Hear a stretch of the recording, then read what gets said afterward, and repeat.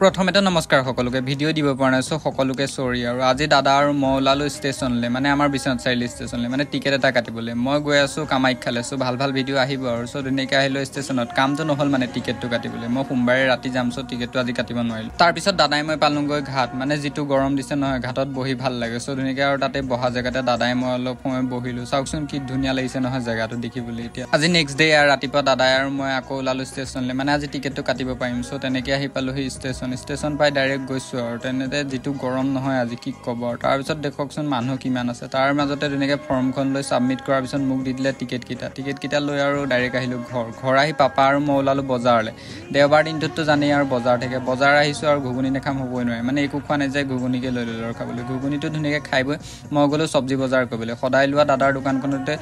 চব্জিখিনি ধুনীয়াকৈ লৈ আৰু ৰখিছিলোঁ চাওকচোন মোৰ মানে ঘাম ওলাই গৈছে ইমানেই গৰম তাৰপিছত আৰু কুঁহিয়াৰ ৰস অকণ খাই মই আহিলোঁ ঘৰ